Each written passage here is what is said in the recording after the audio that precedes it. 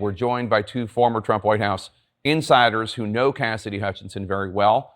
Former White House Director of Strategic Communications, Alyssa Farah-Griffin, and a former top aide to Vice President Mike Pence, Olivia Troy. You and Cassidy Hutchinson are close, so you have actually spoken to her.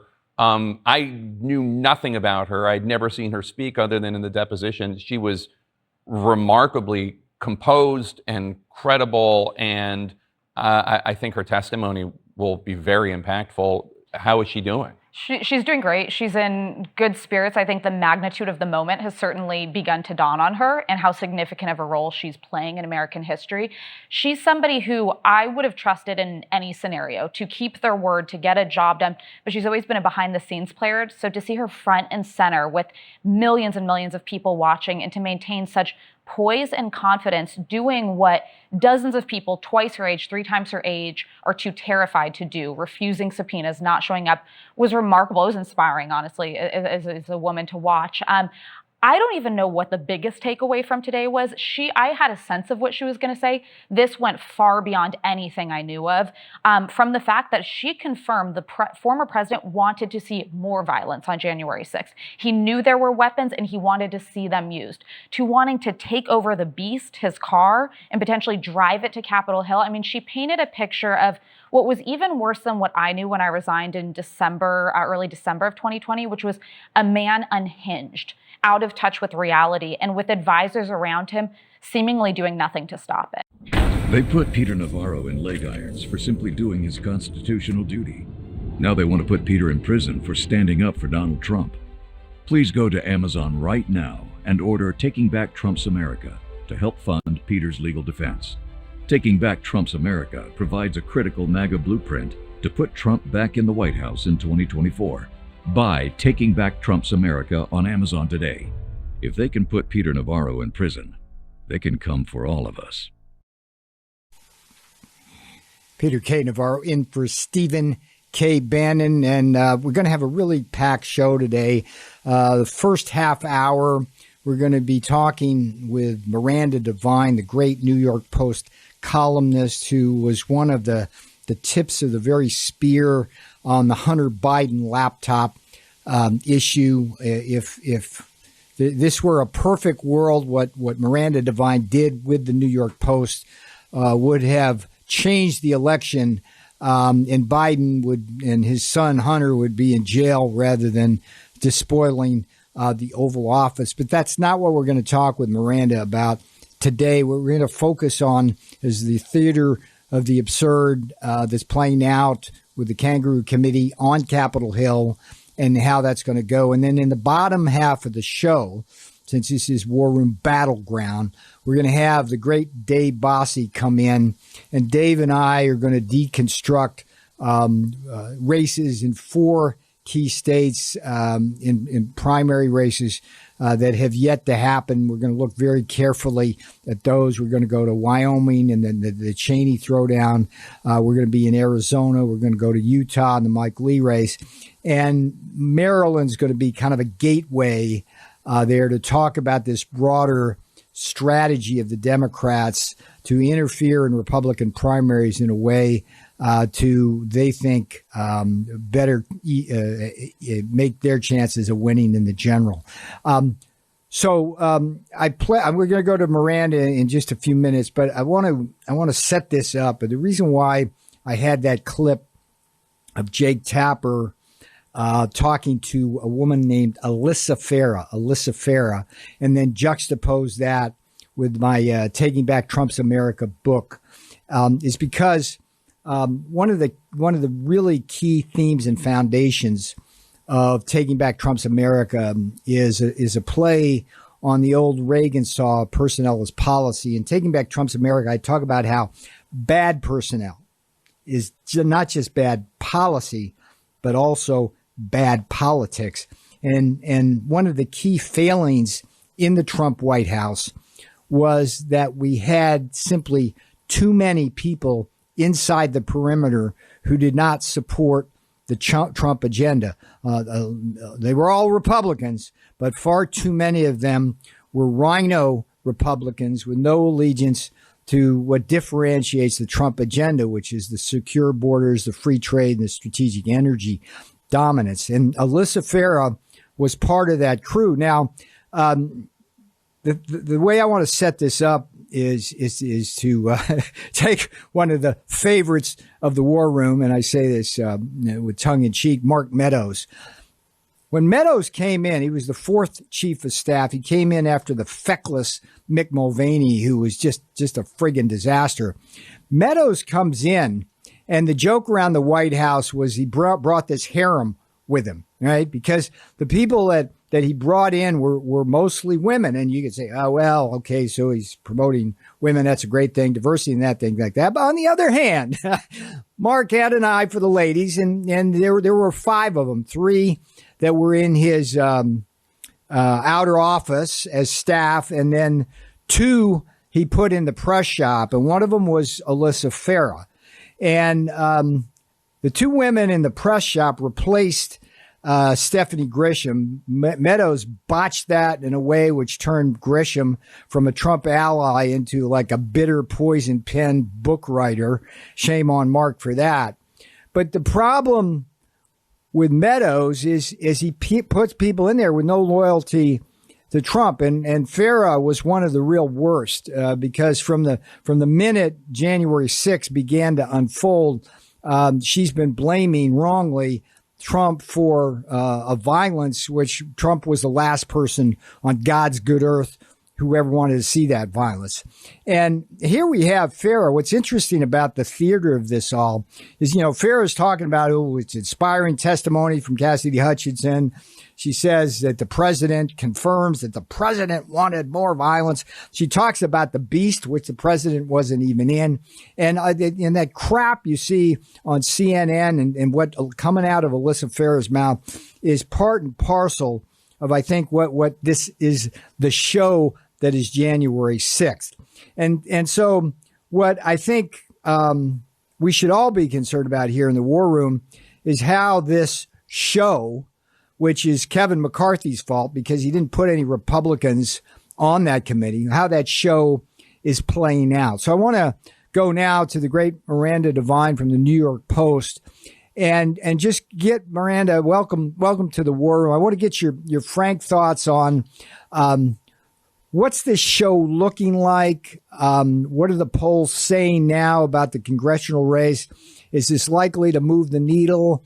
Are they lying? Is this the truth? What's your take from the Empire State and the Big Apple? Thanks, Peter. Look, it's a great show. You have to admit that. It's being very slickly produced by a former ABC president, James Goldstein, who obviously knows how to create suspense, tell a story. It's full of cliffhangers and teasers. And basically, Liz Cheney is the narrator for what is a fictionalized version of what happened on January 6th. And as you said, because McCarthy made this terrible error from the beginning of sort of hairy-chested, virtue signaling of saying, oh, we're going to pick up our, toys and move out and not participate, that just allowed Nancy Pelosi to choose who she wanted. And all she wanted, the criteria for any Republicans, the 2 Republicans who are on the committee, is that they be never Trumpers, and that is Liz Cheney and Adam Kinzinger. And she couldn't have picked any better people. And Liz Cheney is there like, Joan of Arc with her golden mane and her serious glasses. And she's sort of the circus master. And so it is a good show. And deeply dishonest. But I don't really think, although, when you watch it, and I've watched almost every minute of it, you can't fail to be, emotionally, moved, because that's the whole point of it. I mean, it's being produced by a master manipulator. But I don't think it will move the dial. I don't think it will make any difference. And for 2 reasons. One is that Donald Trump has had everything thrown at him for the last 6 years. We've gone through Alpha Bank, Steele dossier, the P tape, Stormy Daniels, tax returns, the Mueller inquiry. He did not have a single moment. 2 impeachments, Alexander Vindman, Eric Cimarella, whatever his name was. There's always been some person that Adam Schiff and Nancy Pelosi have managed to drag out of the woodwork to speak ill of Donald Trump. And you had the impeachments, you had COVID, where every death was hung around the president's neck. And he came out of it every time, beaten but not bowed. And so I think at this stage, we're just looking at these people as the boy who cried wolf. The Democrats and the never-Trumpers, who are their allies, have just sounded the alarm over and over with not very much success. And then secondly, you just have to look at the poll. Now, it's interesting, that Rasmussen came out today and with this poll about how the GOP is doing in the congressional ballot, and they've actually slipped 3 points. Now, at first blush, you think, oh, maybe that's because of Roe versus Wade. But I think it may be because of it could be anything else, but maybe it's because of the January 6th committee hearings, which have had enormous publicity across the board. You look at the demographics and you see the numbers for women have barely budged. They're still sort of D plus 3 or 4. But when you look at men, it's been quite a dramatic drop. I think they've gone from R18 to I've got it actually written down here, R18 to R15. And then you have the 65 pluses, and they went from R24 to R19. Republican voters, registered Republicans, have gone from R84 to R79. So you've lost sort of 5 points with those demographics. That may just be a blip that means nothing, or it may be just the emotional impact of the hearings and sort of a feeling of antagonism towards Donald Trump. Whatever it is, I think it'll be short-lived because of the reasons I said before. We've seen it all. It's come and gone, and Donald Trump ultimately is impervious to these kind of unhinged, one-sided attacks from the Democrats, which turn out to be lies. I mean, look at Cassidy Hutchinson's testimony. Let's drill down on that a little bit, because you're saying a couple things here. One is that Trump's gotten so much over the years that nothing's going to hurt him at this point. On the other hand, you're concerned that it may be influencing the congressional races, and I think that's a really legitimate concern. My question to you is, within the context, for example, of Hutchinson's testimony, is anybody in the media doing a good job of vetting her testimony? It turns out he wasn't in the Beast. He was in an SUV. The Secret Service is saying, no, he didn't do anything like that. This, that, and the other thing. She said she met Cipollone in the morning. The logs say Cipollone wasn't there in the morning. Is it only like the people out in the conservative media, narrowly construed, who understand these discrepancies, or what are you seeing about the veracity of the testimony? Look, I see actually, in fairness, Politico, Washington Post and so on have immediately exposed the holes in Cassidy Hutchinson's testimony. And, she had 2 big dramatic flourishes in her testimony. And that was one, that Trump lunged at the wheel of the Beast to take it away from the Secret Service agents who were trying to stop him from going down to the Capitol on January 6th after his speech. And the second bombshell from her evidence was supposedly that Trump wanted to lead an armed mob to the Capitol.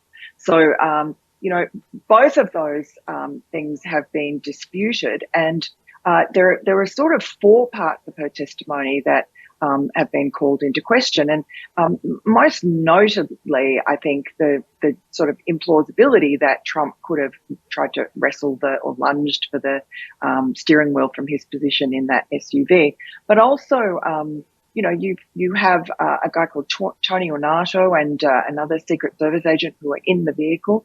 Tony Ornato, who was the deputy chief of staff in charge of operations, in charge of the Secret Service, basically, and then the guy in the vehicle, and they've both testified to the January 6th committee, and they were never asked. Their testimony was never brought forward. They were never asked to verify the hearsay evidence that Hutchinson brought forward, and that Cheney and co must have known she was going to bring forward, because that was, I think, her 5th time she's testified to the committee. So they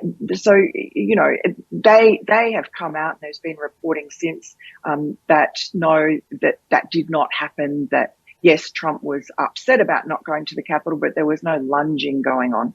And various other bits of her testimony have just fallen apart with fact checking afterwards. And that's the problem with this committee, is that there is no real-time fact-checking. There's no opposition, no dissent, no real Republicans there to do what happens at all of these select committees, whether it be Benghazi or even the impeachment. You have somebody pushing back, and that's down to McCarthy, I think, Thank a you, big Kevin mistake. McCarthy. Yeah. Yeah. Like, Miranda, let me ask you this question. As I understand it,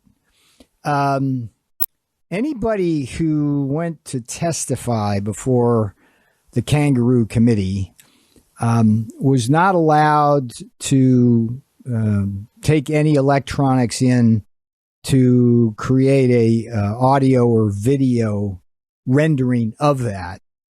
And as I understand it, neither were they provided in any immediate way, or maybe ever, the transcripts. So you had a situation where people would go into this Star Chamber, this Kangaroo Committee. There was nobody on the committee. All 9 members were basically hostile members of what is a prosecution team designed to criminally indict President Trump. And the people sitting in the chairs there were essentially bait, right? If they said something that was inculpatory, that would help convict Trump in any way, that would likely be a video in prime time. But if they said anything exculpatory, it would never see the light of day. Now, as a journalist, is that news to you, or is that how you understood this from the beginning? Are you aware of just how restrictive that whole process was behind closed doors? I was, because I've been speaking to some of the people who have been called before the committee, and I mean, who, like you, have been raided, have had their rights stripped from them, have had to spend hundreds of thousands of dollars on attorneys, and who aren't getting fair or due process. And this is, unprecedented. I think, Britt Hume, for instance, says he's been covering these sorts of hearings for 50 years, and he's never seen something so partisan and one-sided. It's really typical of Nancy Pelosi, who's the biggest norm buster. Her big complaint about Trump was that he busted all the norms. She's the one who's busted all the norms, and her party. And it's really a disgrace, and I'm sure illegal what they're doing. And I know Bob Costello, who's a terrific lawyer, a lawyer for Steve Bannon, also previously for Rudy Giuliani. He's made a very good case, which so far hasn't flown in the courts, but basically that the committee itself is not properly constituted. It's it doesn't actually have a ranking minority member. Liz Cheney calls herself that. She's the vice chairman, but because she wasn't selected by Kevin McCarthy, the minority member, she actually doesn't have any status, and therefore they don't have the legal ability to issue subpoenas in the first place. So this whole thing is literally a show trial. I mean, it's literally a show being put on, a very slickly produced primetime show, and it's a trial of Joe Biden's opponents, basically. It's really banana republic stuff. I haven't seen, is there any media out there, like big media out there that's covering this in the TV media in an unbiased way? I mean, do you see? I mean, it seems to me the commentary, if you kind of flip through the channels, I mean, ABC is pretty aggressively anti-Trump. You got CBS featuring the feckless Mick Mulvaney and others, anti-Trump. PBS, of course, using our tax dollars to be anti-Trump. CNN and MSNBC, and then I think Fox did an effort to maintain its primetime programming, but they still showed a bunch of it. I mean, what does this say about our media in this country, that this kind of never Trump derangement syndrome kind of continues? What's going on here, Miranda? Is there any? What do you say to the people out in America who want some alternative to that? Well, I mean, it doesn't tell us anything we don't already know. This has been going on since Trump first entered politics, and the demonization of him, the shock in 2016, the inability of the Democrats to accept that he won, their insistence that he was an illegitimate president and therefore anything goes. They could lie and cheat and steal and do whatever they wanted to him, and the media could follow suit. So, situation normal. The only bizarre thing about it is that he's been out of office for 2 years. So why are they still obsessed with him? I mean, obviously it's because they think that he's a threat in 2024. I think. Yeah. But the the thing is, if the election were held today, Trump, he'd be president. Yeah. With or without Donald Trump, the Republican Party has changed. He changed the Republican Party. It will never be what Joe Biden and Nancy Pelosi want it to be, which is a tame poodle that it used to be. So there are lots of fighters who have taken, their lead from Donald Trump. And, the bench that the Republicans have for 2024 is so deep and wide and talented. The bench that they have that is going to be coming into Congress at the end of this year is incredible.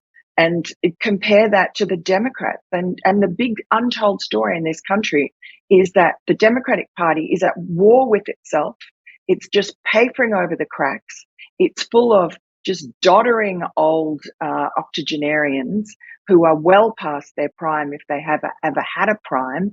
And their policies are disastrous. They can't win on their policies. They're losing their base. They're losing Hispanics. They're losing blacks. They have destroyed the country very quickly, and no one in their right mind is going to want to vote for them again, unless the Republicans screw it up somehow, and I would not put it past.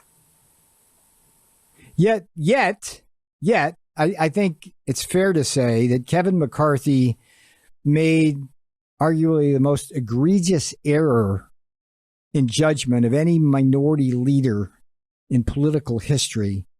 And based on our earlier discussion, that could be what prevents the Republicans from taking back to Congress. That could be it. It seems to me, I think Roe v. Wade versus gasoline prices and a recession, I think the gas prices in recession beat Roe v. Wade hands down. But this other thing, it's like a disturbance in the matrix here. I don't quite know how it's going to dope out. I don't know how much good or bad it's doing Cheney in Wyoming. There's so few voters there.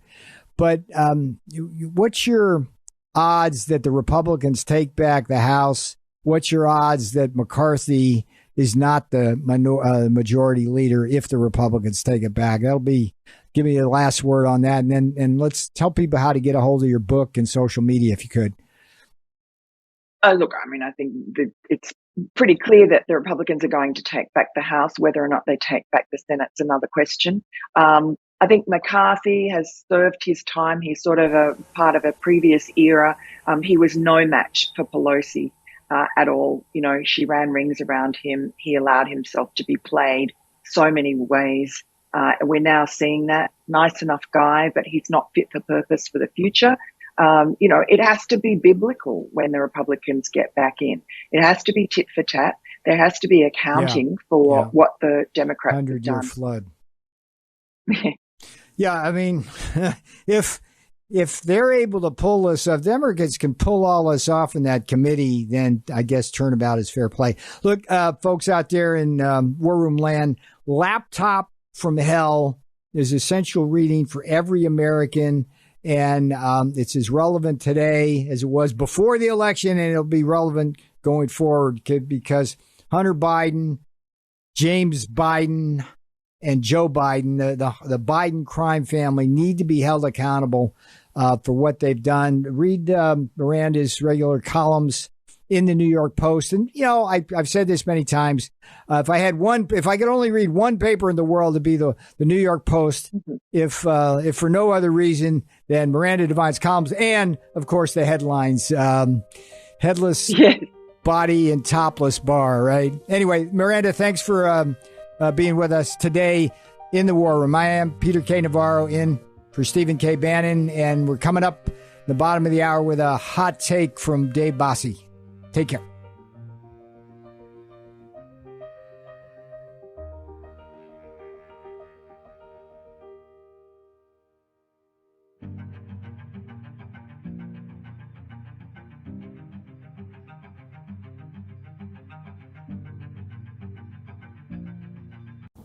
They put Peter Navarro in leg irons for simply doing his constitutional duty. Now they want to put Peter in prison for standing up for Donald Trump. Please go to Amazon right now and order Taking Back Trump's America to help fund Peter's legal defense. Taking Back Trump's America provides a critical MAGA blueprint to put Trump back in the White House in 2024. Buy Taking Back Trump's America on Amazon today. If they can put Peter Navarro in prison, they can come for all of us.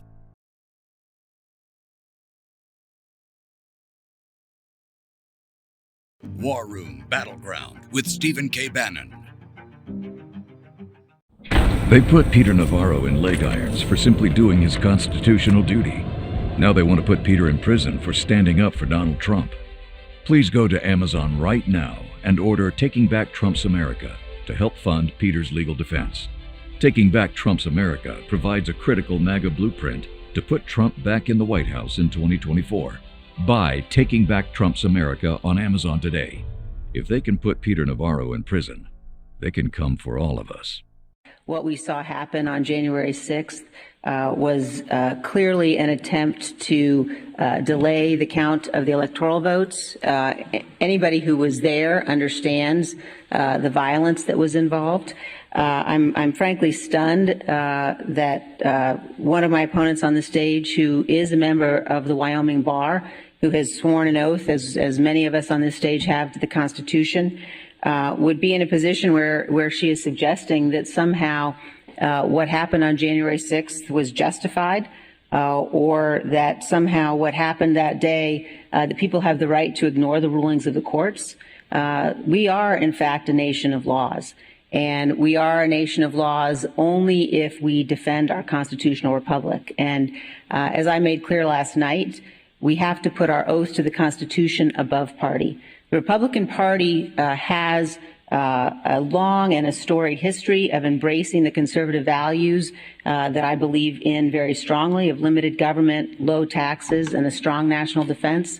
But we are now embracing a cult of personality, and I won't be part of that, and I will always stand for my oath and stand for the truth. Oh, my Lord. Oh, my Lord. Peter K. Navarro in for Stephen K. Bannon. We're going to have a great bottom of the hour with the great Dave Bossie. We're going to work our way through, starting with Cheney's race in Wyoming. We're going to go to Arizona for a couple of races there, Blake Master and Kerry Lake. We're going to move over to Utah to talk about Mike Lee, and then finish up with a Maryland race, which really is more of a canary in a coal mine for a really noxious Democrat strategy to interfere in Republican primaries. And this is the battleground, right? It's so important that we go at the micro level and talk about these races, because these are the races that are going to determine whether Trump Republicans are in control of this country, whether we take back Trump's America, as the title of my book says. And I wanted to play that Cheney clip to lead in to the discussion with Dave Bossie about the Wyoming race. And I'm going to ask him soon whether this whole Jan 6 thing is helping or hurting Cheney. But the hypocrisy of Liz Cheney talking about how we're a nation of laws and we have to respect the Constitution. I mean, the reality here is we have a kangaroo committee that has weaponized the investigatory powers of Congress in an illegal way that violates the separation of powers, that constitutes what's called bills of attainder in violation of the prescription against bills of attainders in the Constitution. And they're basically, thanks to the feckless Kevin McCarthy, who took his ball and went home and allowed Cheney and Kinzinger onto that kangaroo committee, we're now subject to the kind of crap we're seeing from Liz. So I wanted to bring Dave in because Dave's one of my heroes going back to 2016. I first met Dave when I was with the Trump campaign at the Trump Tower War Room in New York City in 2016. And Dave was the chief operating officer of the campaign. The guy is as smart as he is tough as nails. And I just have the greatest respect for him. One of the themes of my Taking Back Trump's America book really is that bad personnel is bad policy, is bad politics. And one of the early failings of the Trump administration that set us up for failure in 2022 was not putting Dave Bossie in as the deputy chief of staff of operations, and instead having a pure Bushy guy named Joe Hagan come in and take that spot. And the rest, unfortunately, is not just history, but a strategic failure that led to an election close enough to steal. So without further ado, I want to welcome Dave Bossie. And Dave, I want to start right off with what you saw in that clip from Cheney and give us your assessment of where that race in Wyoming stands. The primary's in August. Yeah, it's August 16th, Peter. Let me just say a couple of things. One is Liz Cheney is 100% destroying the very house that her arrogance and the arrogance of her colleagues, so-called colleagues on this illegitimate committee, claim to be protecting. They are destroying the House. They're destroying the House rules. They're destroying everything that the House stands for as far as fairness is concerned. They've destroyed House precedent. They're doing exactly what they claim Trump folks are doing, but they're actually doing it. Their abuse of power is palpable. And so for her to stand up there and discuss the rule of law and discuss how it's a cult of personality, which is absolutely outrageous when it comes to folks like us who worked very hard for the America First agenda, Peter. Her father, it's the kind of a kid saying, but I'm old enough to remember when her dad was the vice president of the United States and the left came for him. The left said that he was a murderer, that he lied and people died, that there was yellow cake, that there was weapons of mass destruction. 20 plus years later, we're still spending America's treasure and spilling our American men and women's blood in the Middle East because of her father. And folks like myself who defended them at the time are ashamed. It's for her to stand up there and speak when her last name is Cheney, and her family has gone through this, and they demanded that people on the right defend her father, and they didn't care what the allegations was she must be defended. And so I'm done with her. I'm done with her sanctimony. I'm done with her arrogance. This is a fight of our lifetime. She must be defeated. In every poll, in every public poll, she is down, from 18 to 35 points. The problem is that she is, and in Wyoming, you are able to, as a Democrat, change your party affiliation and vote in a Republican primary. And that is what she is doing. Her path to victory, her only path to victory, is to attempt to get Democrats to vote for her. There are not enough Republicans in the state who will support her and her treasonous anti-Republican activity. The Wyoming Republican Party has said she is no longer a part of the Wyoming Republican Party. The Republican National Committee took a very tough stance back in Salt Lake a few months ago in a resolution censuring Liz Cheney and Adam Kinzinger, and they are no longer recognized as members of the Republican Party nationally. These people wake up every day to help Nancy Pelosi keep the speaker's gavel, and they have lost all credibility, and they should not be taken seriously. And only the mainstream media is doing it. Dave, so let's just. Dave, are these hearings helping her in any way? Are you seeing any polling on that? Or are they hurting her? No, Peter, but they're helping me. And what I mean by that is there are new rules. They have destroyed what I talked about. They're destroying House rules, House precedent. Yeah. And the new rules are these. When Republicans take back the House and then the Senate, okay, we must have accountability. And those new rules are that, just like in the federal judge a few weeks ago said that the illegal, just absolutely immoral January 6th committee, which has 9 Democrats and 0 Republicans, but because the full House voted for contempt, that is a legitimate charge, which it is not. However, when we take back the House, that means whoever's in the Republican leadership can build committees, 9 Republicans, 0 Democrats. Jim Jordan is chairman with Hunter Biden and the Biden corrupt family practices, and we can hold people accountable. We can hold Hillary Clinton and her campaign accountable for the Russia hoax that was born out of Hillary Clinton's office that we now know. After 6 years, that's what they did. There are new rules, Peter, that they are creating, that Liz Cheney and the Democrats are creating, and I'm not going to be turning the other cheek when the Republicans take over. Amen to that. Let's go to Arizona. I'm particularly interested in the. Peter, go ahead. If it's okay. Yeah. Let me just start with, to give folks a national look at just a couple of things. Generic ballot, which is just without an individual's name, a candidate's name. Are you voting for a Republican for Congress or Senate or a Democrat?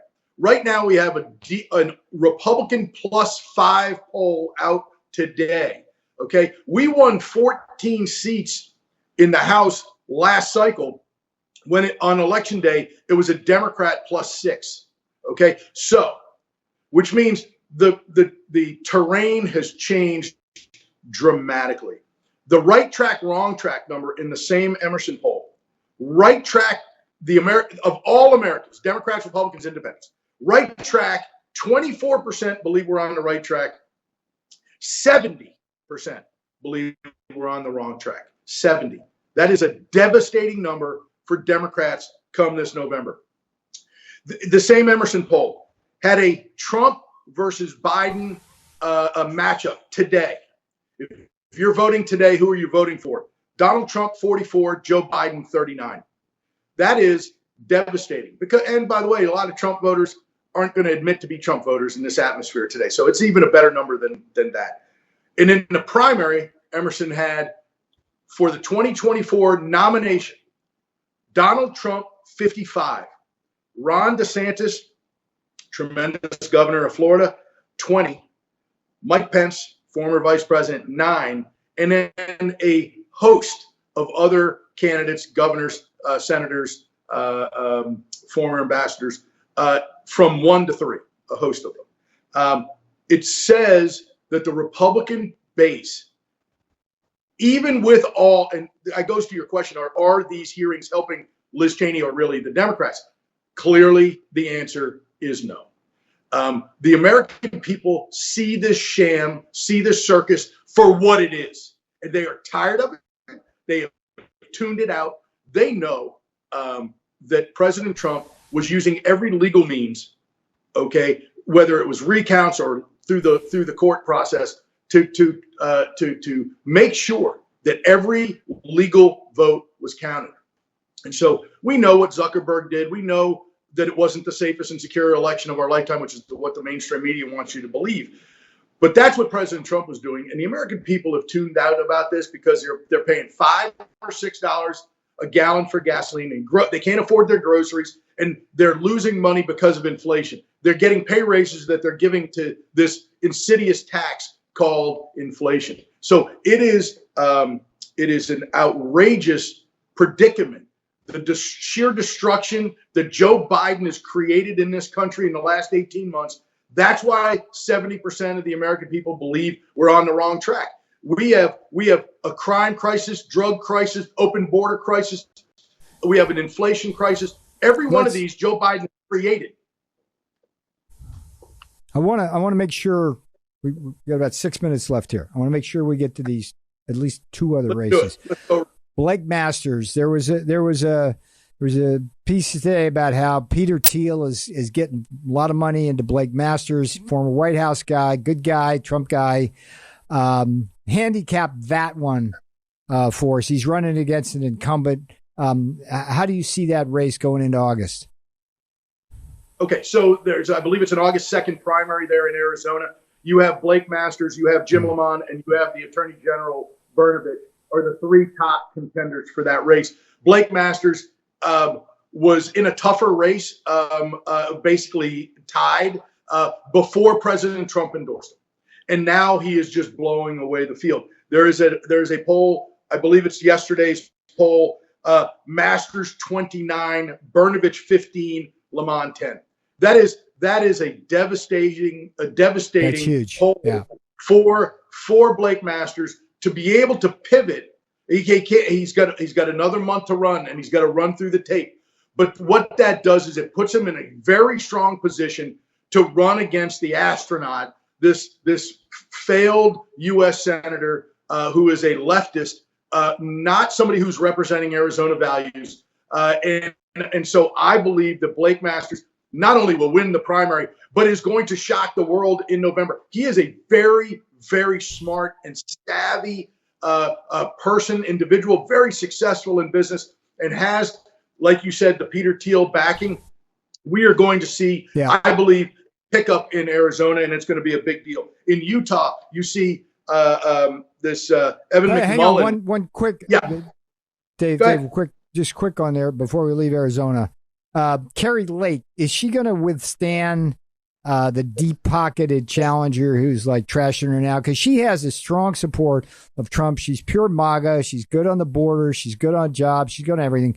What do you see there? Yeah, I think Carrie Lake needs to take her opponent very seriously in order to win. She is in a very competitive, tough race. Even with President Trump's endorsement, you have to do the right things as a candidate. President Trump can endorse you, but you actually have to go work for it. You got to work hard at it. And so I'm not involved in that campaign, but I got to tell you, I think Carrie Lake needs to spend the next month working every single voter in Arizona and making sure she's carrying on the Trump endorsement with pride. Grassroots. Because we have to, she's going to win that race. All right, let's talk Mike Lee in Utah. Let's talk Mike Lee in Utah because, hang on, let me just let me preface this by saying I've never been a Mike Lee guy because when I was in the Trump White House, I was always banging heads a coterie of senators that fought us on the Trump tariffs, and Lee, Grassley, Toomey, those folks. Tell me why you like Mike Lee and why I should hold my nose and favor him over the guy against him. This is easy. This is a no-brainer. I know he wasn't with you on every trade issue, Peter, but Mike Lee is one of go ahead.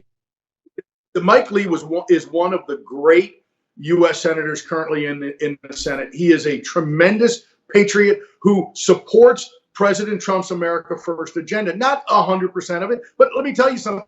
The Senate's full. The House of Representatives is full of folks who aren't with President Trump on every single issue.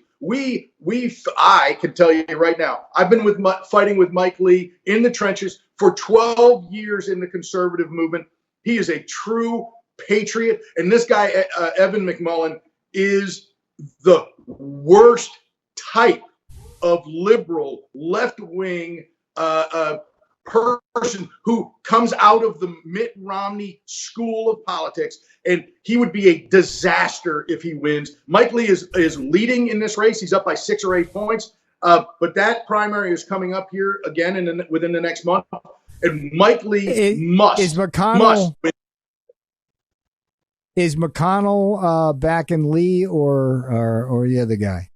Well, let me tell you, I would think that Mitch McConnell, his job is to help all of his incumbents, whether you and I like that or not. So I expect that he is fully behind Mike Lee. And this guy, McMullin, is a Mitt Romney clone. We do not want any part of him coming to the United States. Is Romney behind McMullin? Who's behind him? Where's he getting his money? Romney has said, I'm going to stay out of it, which is code for I'm for McMullin. Because he and Mike Lee not get along at all. All right, Brother Bossie, when Bossie talks about how the House is ruining everything, he speaks from experience because he was there in those committees fighting the good fight by the rules. So listen to Dave Bossie. Dave, 20 seconds, just tell people how to get a hold of you on your social media and how you want them to reach you, sir. Thank you. And then let's talk about the Maryland race the next time we're on. But you got it, brother. Okay, good. David Bossie, David _Bossie on both Getter and Twitter. Dave Bossie on Truth Social. Please come follow us. You can learn about our film Rigged, about the 2020 election, and that stars President. Gotta see Rigged. Got to see Rigged. All right, my brother Bossie is a true American patriot. Peter K. Navarro in for Stephen K. Bannon in the War Room. We will see you later. Great show tomorrow.